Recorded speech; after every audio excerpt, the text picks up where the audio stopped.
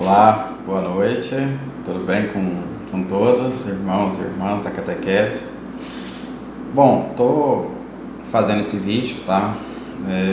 Achei melhor enviar o vídeo no grupo porque todos podem estar vendo, né?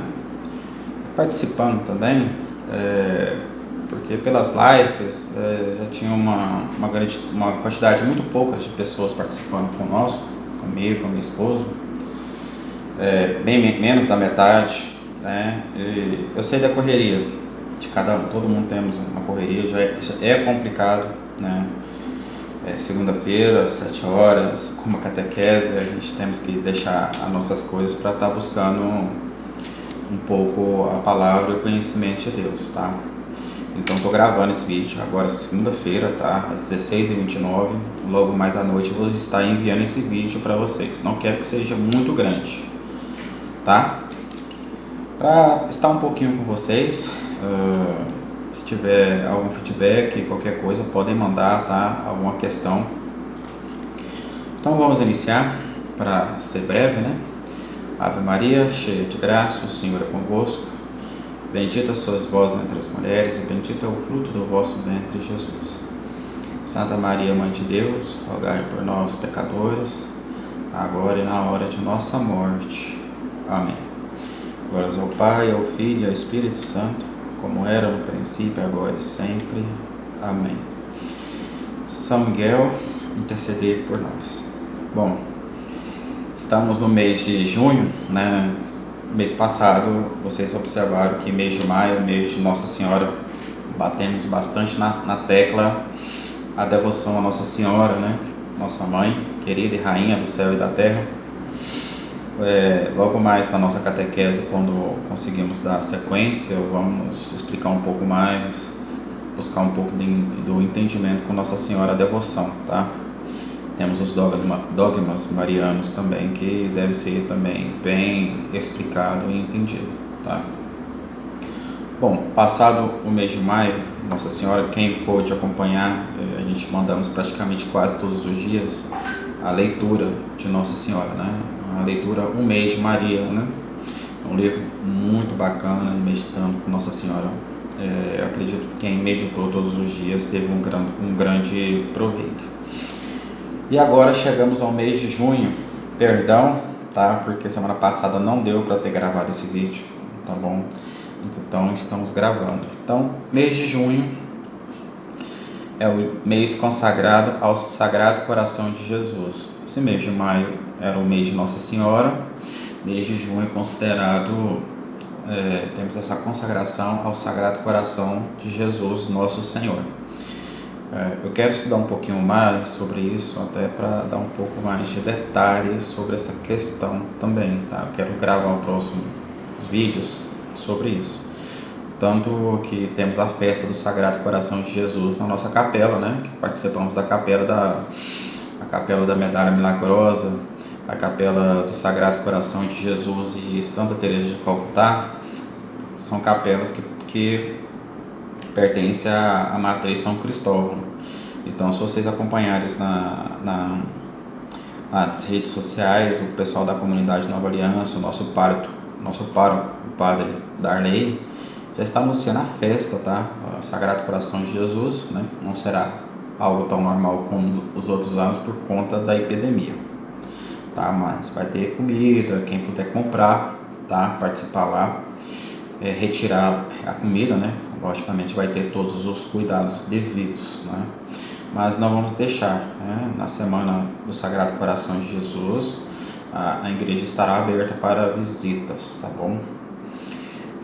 Voltando ao Evangelho, vocês viram que todos os dias eu mando o Evangelho. Então é uma maneira a liturgia, de vocês estarem junto com o nosso Senhor, é o quê?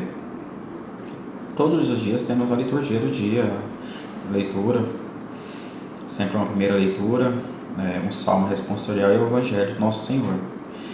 E a liturgia de ontem, da Santa Missa de ontem, até pensei que talvez ia haver alguns de vocês, mas entendo que não dá nem para todos, né?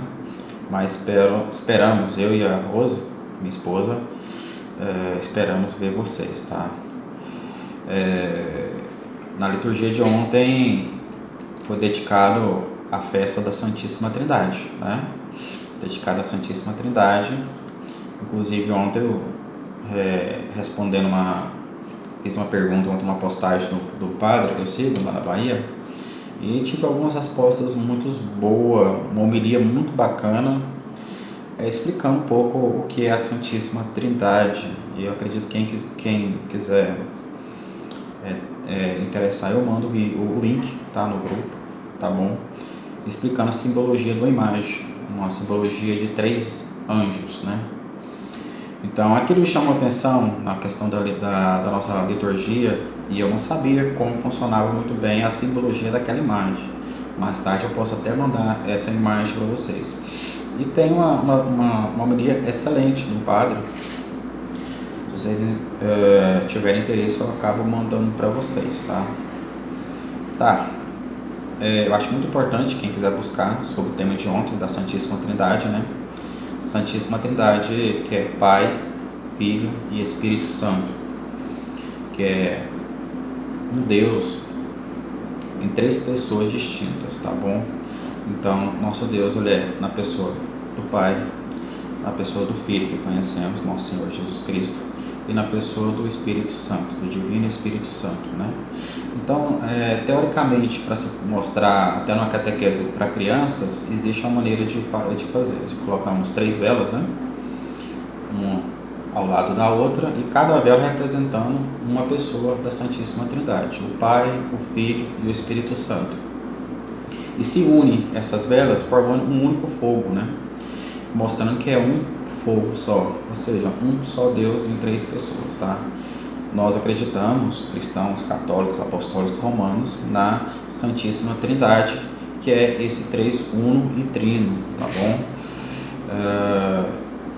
Futuramente, quando voltarmos, eu creio que esse tema é bom explicar também presencialmente. Eu quero explicar, até porque vão surgir dúvidas e a gente está ali para tentar explicar da melhor maneira possível, tá? Então, mas qualquer dúvida pode entrar em contato, eu vou tentar ajudar da melhor maneira possível, tá bom? Até parei um pouquinho antes nas lives anteriores, tá? Tá, então mês de junho também conhecido como festa junina, né? Um mês alegre. Acho que todos adoramos as festas juninas, as festas juninas, quadrilhas, as devoções dos santos, né? De São Paulo, São Pedro, São João e do grande Santo Antônio, né? Então é um santo muito querido no nosso país, principalmente nós aqui aqui do Brasil, no meio rural, né? Então os nossos pais, os nossos avós sempre tiveram uma grande devoção a Santo Antônio, né? O santo dos milagres. Então existe uma grande devoção pelo santo. É um santo que você acaba rezando e consegue um milagre, né? Ninguém sabe assim explicar naquela época, né? Mas se tinha, né? Era conhecido ainda como santo casamenteiro, né? Então acabaram taxando esse grande santo como santo casamenteiro aqui no Brasil, tá? Mas por falta de conhecimento. Então, como eu disse no começo, né? Você não pode amar aquilo que você não conhece. Então é muito bom as pessoas terem um conhecimento, simplesmente achar que é um folclore, né? Santo Antônio era muito mais que um santo casamenteiro, né? Ele é doutor da igreja, canonizado. É um grande santo. Eu não imaginava que Santo Antônio era dessa dimensão tão grande, tão bonita. Sinceramente, não, né? Então, estou até fazendo um curso com o padre Paulo Ricardo, tá? É um curso um pouco extenso. Então, acabei separando algumas notas de rodapé para tentar explicar um pouco da vida de Santo Antônio, tá? Santo Antônio, santo canonizado, muita gente conhece como Santo Antônio de Pádua, né? Porque ele faleceu em Pádua, né? E algumas pessoas falam que é Santo Antônio de Lisboa, porque nasceu em Lisboa. Para quem não sabe, Santo Antônio ele é português, tá? Aquela língua que está hoje lá na Itália é uma língua incorrupta, né? Até hoje existe essa língua, a língua poderosíssima que pregou tanto o Evangelho do nosso Senhor Jesus Cristo. Até hoje ela está lá guardada no relicário, incorrupta. É uma língua que falava o nosso idioma, português, o velho e bom português. Então temos essa intimidade, né? Só que Santo Antônio nem sempre foi conhecido como Santo Antônio ou Frei Antônio, né? Na verdade, o nome dele é Fernando de Bulhões, tá? Nascido em Lisboa, no ano de 1195, exatamente 800 e poucos anos atrás, tá bom? Ele morreu bastante jovem, tá? Ele morreu apenas com 36 anos, né? Então, ele teve uma vida espiritual desde pequeno, teve uma boa formação, né? Para ter alcançado um grau tão grande com Deus, com o Espírito Santo, os conhecimentos que ele tinha, tá? Então, só para entender um pouco, Santo Antônio era conhecido como o martelo dos hereges. Então, Santo Antônio era conhecido também como a arca, né? A arca do Evangelho, né? A arca das Escrituras, porque ele praticamente tinha toda a Sagrada Escritura de cor na cabeça. Então, eu acredito que a maioria dos goianos até desconhece isso, né? Principalmente o pessoal antigo não imaginava esse lado de Santo Antônio, tá? Então, Santo Antônio, ele nasceu em Portugal, tá? Então, e aos 36 anos ele faleceu em Pádua, na Itália, tá? São Fernando de Bulhões, que era o nosso querido Santo Antônio, antes, né, de ser religioso, ele teve uma boa formação, tá? Ele teve uma excelente formação. Ele nasceu ele nasceu na igreja de Santa Maria, tá? Hoje é a Catedral de Lisboa. Então ele nasceu numa casa ao lado da igreja de Santa Maria em Lisboa. Hoje é a Catedral de Lisboa, tá?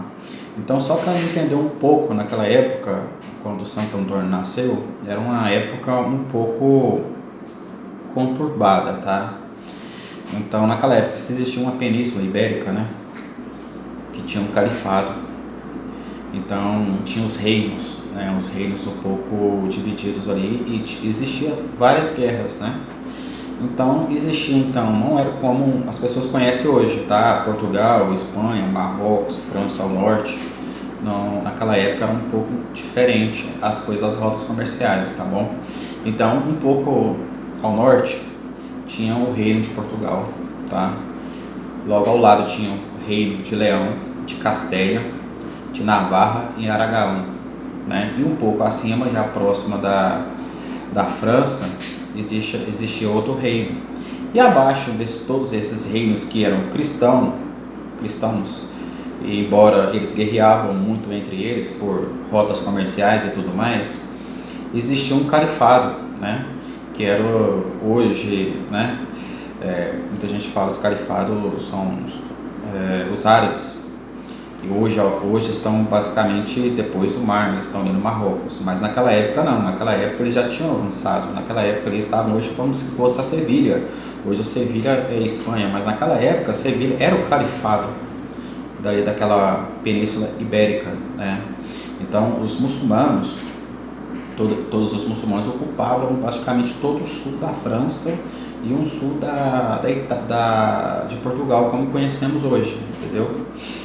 Então, era mais ou menos nessa história onde São Fernando de Bulhões nasceu, tá? Então, ele logo foi criado, tá? Ele teve uma ótima criação. Os pais já percebendo que ele tinha uma boa criação cristã, ele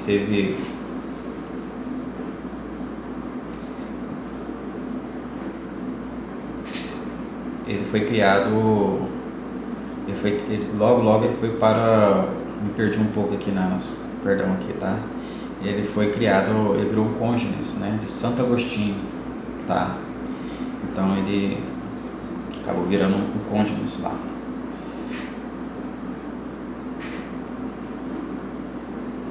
E tô tendo um problema técnico aqui, mas tudo bem, já tô passando aqui porque travou o vídeo aqui, tô tentando destravar ele, tá bom?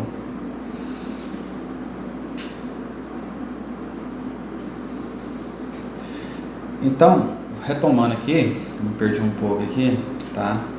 Santo Antônio, já logo aos 15 anos, se ingressou na vida religiosa como cônjuge de Santo Agostinho. Ele não querendo ficar muito próximo do mosteiro ali, próximo de Portugal, de Lisboa, ele pediu para ser transferido, né, de mosteiro de São Vicente para um mosteiro de Coimbra, tá? Porque ali ele tinha uma vida mais de acordo com o Evangelho, né? Não tinha tanto contato com a família, então talvez a família ficava muito em cima dele, né? Até porque ele estava decidindo uma vida religiosa ou não, né? Até pelo status que ele tinha. Então ele foi para Coimbra, e Coimbra tinha uma biblioteca muito boa, até melhor que Portugal. Então ali São Fernando de Bulhões, nosso Santo Antônio, ele se aprofundou já nas Sagradas Escrituras e toda a doutrina, porque ele logo com 36 anos, alcançando uma plenitude tão grande nas Sagradas Escrituras, logicamente muito cedo ele já tinha que ter um conhecimento muito grande, né? Então em tão pouco tempo não tem como uma pessoa ter. E ele tinha um dom muito grande, tá? Certa vez tem um relato que conta que ele estava no colégio, né, já no noviciato, né, e o professor pediu para ele ler, né, deu a página de um livro, né, e ele pegou a página do livro, né, começou a fazer a leitura, né, e quando ele terminou a leitura, todo mundo da sala começou a aplaudir ele, né. O professor ficou um pouco assim, mas como assim? Ah, não, é porque esse livro que ele está na mão lá não é o livro, ele esqueceu o livro. Ou seja, ele sabia o livro de cor, né? Ele pegou um livro, disfarçando, e leu uma página de outro livro que ele já sabia, que o professor pediu. Então ele tinha uma memória fotográfica assim, exagerada, né? Não é à toa que ele foi conhecido como a arca do Evangelho, né? Então ele sempre teve um dom para tal coisa, tá? Então, ali estava São Fernando, na vida dele já com 20 e poucos anos, em Coimbra, né? Sendo cônjuge, já era ordenado padre, né, da ordem religiosa de Santo Agostinho. E, logicamente, eu quero entrar um pouco em detalhe na vida de São Francisco de Assis, que todo mundo conhece, ao menos de nome, quem for um pouco, São Francisco de Assis, né?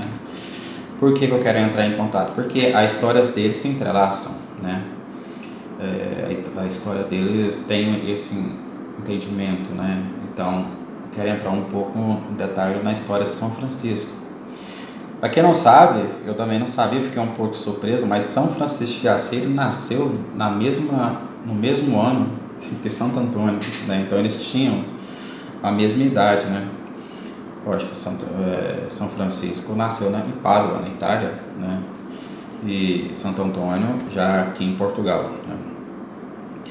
E São Francisco, ele acabou que fundou, né? Nunca foi muito... acabou fundando a ordem religiosa franciscana, hoje bastante conhecida, né? Vivendo a radicalidade do Evangelho, né? Então, todo mundo conhece um pouco dos hábitos que os franciscanos carregam, né? Onda de sandálias, alguns até descalços, vivendo na sua radicalidade o Evangelho, né? E ele sempre teve, São Francisco de Assis, ele sempre teve um espírito muito de pregar, de conversão, né? Então, ele queria converter as pessoas, né? E tinha uma grande parte do mundo naquela época que não rejeitava, né? Eles rejeitavam o nosso Senhor Jesus Cristo, que era o quê? Os muçulmanos, né? Os muçulmanos naquela época, eles vinham bem fortes, né? Então eles tinham um poder ibérico muito grande, eles vinham massacrando como se fosse um rolo compressor. Isso se deu às cruzadas, né? Então os cristãos teve uma resposta meio que tardia em relação a isso, né? Então eles passavam ao fio da espada todos aqueles que não concordassem com os modos de viver e a religião deles. Então eles impunham a sua religião realmente, né? Hoje até um pouco se a gente falar, tem pessoas que não, mas o que está gravado na história é isso, tá bom? Então São Francisco preocupado com eles, né? Uma grande porção da humanidade rejeitava Jesus Cristo e ele queria pregar e converter essas pessoas, né? Então São Francisco, preocupado, ele tinha sempre esse espírito, né, de missionário, né? Ele tentou ir justamente ao Califado de Sevilha, onde estava ali próximo ali de Portugal, atualmente França, onde estava ali o Califado de Sevilha dos muçulmanos, só que não deu para ele ir, né? A providência de Deus não foi, ele passou mal, não teve, ele ficou doente. E até tentou embarcar, mas de alguma maneira mudou a rota dele, ele não conseguiu, né? E acabou que ele foi para o Oriente, né? Justamente no Sudão, né? No Sultão, né? Justamente na Terra Santa, tá lá os relatos. São Francisco de Assis foi lá e teve uma conversa com o Sultão. E o Sultão acabou gostando dele, né? A tamanha era a santidade de São Francisco de Assis. Ficaram amigos e São Francisco tentou convencer, né? Mostrar que realmente o caminho de Cristo é o verdadeiro Deus, né? A nossa religião. O sultão não aceitou, né? Ainda ofereceu a São Francisco poderes, dinheiro e tudo mais que eles tinham, mas São Francisco viu que aquilo ali não tinha como, né? Então, até uns falam que São Francisco tentou fazer uma conversa interreligiosa e tal, mas não, São Francisco de Assis, para quem conhece, ele realmente, de fato, ele tentou convencer o sultão, mas você viu que o sultão não ia abrir mão do poder, de tudo aquilo que vinha fazendo. Então, São Francisco de Assis voltou para a Itália, né? Foi tomar de conta dos seus assuntos, a verdade é essa. E nomeou 3 pessoas de sua ordem religiosa, né? 3 frades, para ir para Sevilha, né? Para a Península Ibérica, já que ele não conseguiu. E mandaram esses frades para lá, né? E esses frades foram, e eles chegaram em terra de Portugal, né, na rainha, e a rainha receberam eles, né? A rainha queria que eles fizessem uma oração para ela. Porque essa rainha de Portugal, ela era uma das irmãs de Santo Afonso II, que era o imperador, o rei de Portugal na época. Ele tinha 3 irmãs. E dessas 3 irmãs, me parece 2 ou 3 já eram religiosas, apesar de ser rainha, elas eram religiosas. E elas perceberam que tinham 6 frades, né, que muita gente falava de São Francisco de Assis, né, e os frades foram fazer uma oração para ela, porque ela queria uma oração, porque queria saber o momento dela, que ela queria já, em outras palavras, queria já contemplar a face de Deus, ela queria saber quando que Deus ia levar ela, né. Tá, e com muita conversa os frades começaram a fazer a oração, só que nessa oração eles tiveram uma revelação divina, esses 6 frades, na verdade 5, porque um ficou no meio do caminho, ficou doente. Estes 5 frades, eles tiveram a revelação de Deus, né, que eles iam morrer mártires ali, e eles ficaram muito felizes, né, eles deram um resultado de alegria, poxa, vamos morrer mártires em nome de Jesus, né. Que alegria, Jesus, vamos morrer pelo nome dele, né? Então, o cristão naquela época era assim, o cristão não tinha medo da cruz, hoje é completamente diferente, né? Então, aos olhos do mundo hoje, quando se fala isso, é uma tragédia e tal, mas naquela época os cristãos eram cristãos de verdade mesmo, negavam a fé, estavam ali para poder, de acordo com o reino de Deus, né? Para converter os irmãos. Então, se eles morressem em nome de Jesus, para eles completavam a missão deles. Então, para eles não se amedrontaram de maneira nenhuma. Na verdade, eles foram muito felizes e queriam ir já para Marrakech ou para Sevilha, onde estava o sultão, né? De qualquer maneira, eles queriam ir. Só que se eles chegassem ali já com os hábitos de franciscano, rapidamente o pessoal iria matar eles não iam aceitar, né?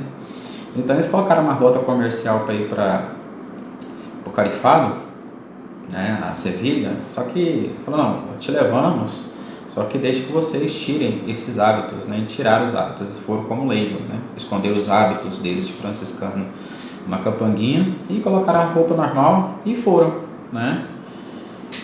E essa é a história dos 5 frades, tá? Chegando lá, eles foram até o sultão lá de Sevilha, tentou convencer o sultão, né? O sultão logicamente ficou muito indignado com aquilo, se trata de uma ofensa, e mandou prender eles, né? Não, prende esses doidos aqui, né? Depois você solta eles, porque existia uma certa trégua ali entre os cristãos e os muçulmanos por questões comerciais. Então, como se tinha uma rota comercial ali na Península Ibérica, então certas coisas o sultão ali ele perdoava, mandava devolver, não mandava matar. Então ali entre Portugal, né, Espanha e os muçulmanos ali, o califado ali, se tinha essa trégua, né? Tinha uma trégua. Então o sultão falou, não, manda prender isso aí, manda açoitar, depois você entrega eles lá, manda devolver lá para Portugal lá, e eu não quero saber desse povo não. Tá. Só que eles insistiram, né? Eles se perderam no deserto, né? A caravana deles se perderam no deserto. E passaram sede, vão morrer ali e tal, né? E basicamente só se perderam uma caravana no deserto, veio uma tempestade de areia, derrubou tudo, e vão morrer ali, né? E um desses frades, isso está registrado, tá? Muito assim, começaram a levar isso a sério. Deixa eu pegar aqui o nome desse frade aqui.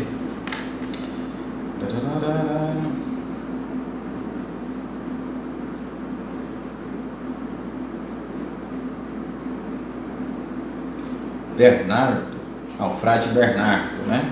E no meio do deserto, esse frade Bernardo viu e falou, não, se vocês quiserem sirva ao Deus verdadeiro, eu vou te mostrar, né?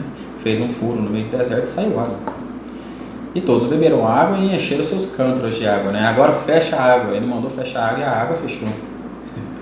E o pessoal que estava com eles lá, uma grande maioria também era árabe, ficaram impressionados, pelo menos. Como assim? Isso não existe. Como que um cara abre uma fonte e de repente fecha, né? E eles voltaram, o resto da caravana de volta, né? Mandaram para Marrakech, do outro lado do Mar Vermelho. E ali você começou a ter um certo respeito por eles, né? E eles continuaram a pregar o evangelho lá em Marrakech, prenderam novamente. E isso começou a incomodar. Começaram a incomodar ele, né? Eles falaram, vamos ter que dar um jeito de matar eles, não tem condições esses aí. E mandaram decapitar e mataram os 6 frades franciscanos, né? Pegaram os corpos deles e mandaram de volta para Portugal, né? E esses corpos eles foram sepultados justamente onde estava Fernando, né? Foram sepultados no convento onde estava Fernando de Bulhões. E esse foi o encontro de Fernando, nosso Santo Antônio, com os mártires. E Fernando de Bulhões, ele ficou muito comovido pela santidade desse freio. Ele falou, é isso que eu quero viver, né? É isso que eu quero para mim, né? Ele decidiu entrar na ordem religiosa, né? Queria conhecer São Francisco de Assis, então ele decidiu sair daquela ordem religiosa dos agostinianos, dos cônjuges, e ingressar nessa ordem, tá? Não quero continuar para o vídeo não ficar muito extenso, ele já está quase meia hora, tá? Então tem mais detalhes da vida de Santo Antônio. Estou falando de São Fernando porque ainda, atualmente agora nessa história que eu estou contando com vocês, ele ainda não se tornou ainda frade, né? Quando ele ingressa na ordem religiosa franciscana, ele deixa o nome dele de Fernando de Bulhões e passa a se chamar Frei Antônio, né? Carinhosamente o São Francisco de Assis chama ele de meu bispo, né? São Francisco de Assis queria que os seus irmãos de comunidade tivessem uma vida piedosa na oração, né? E que não se entregasse tanto à leitura ou à teologia, né? Então ele pediu para Frei Antônio, né? Frei Antônio, eu quero que vocês ensinem aos irmãos, aos freios, né? A teologia e tal, ficar com você, porque você tem um grande conhecimento, porque você foi formado para isso, você teve um grande conhecimento. Até então, porque uma grande parte dos frades eram até analfabetos, né? E aqueles que tinham um pouco de conhecimento, né? Não tinham um conhecimento teórico, teológico da doutrina da igreja. Então São Francisco falou, Antônio, eu quero que você ensine aos nossos irmãos, mas desde que mantenha a piedade, tá? Eu não quero que meus irmãos se percam, né? Apenas em leituras, em livros, mas acima de tudo eu quero a piedade, tá? E Frei Antônio, ele ingressou na ordem religiosa, né? Dos franciscanos. Só que ele teve uma vida de piedade, né? Ele foi para o mosteiro e aí ficou servindo ali no mosteiro, na cozinha, na limpeza, na oração. E em momento algum ele, embora já ordenado padre, para celebrar uma missa, né?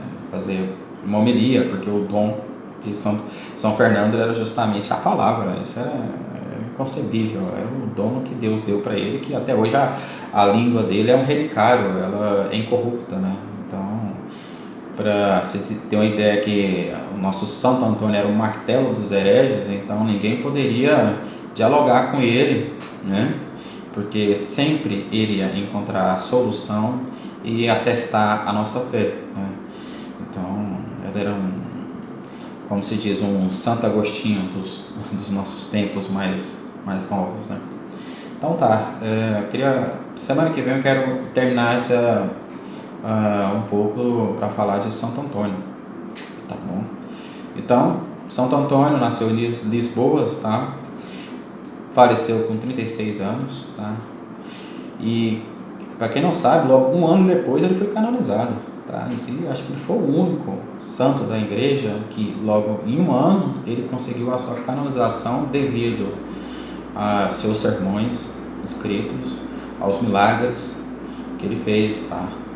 Então, ele é santo e doutor da igreja. Então, realmente, assim, temos muito que aprender. Eu mesmo quero comprar os sermões de São Francisco.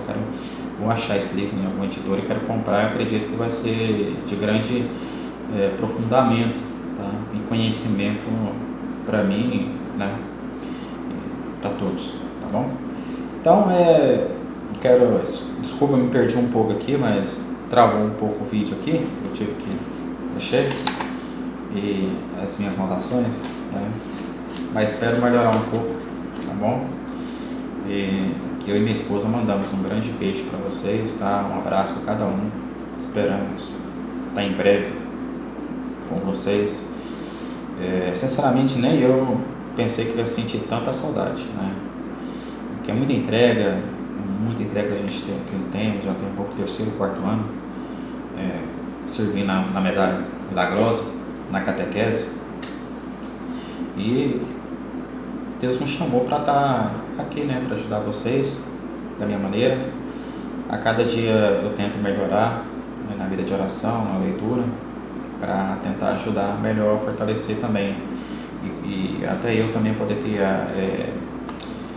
crescer na fé, tá?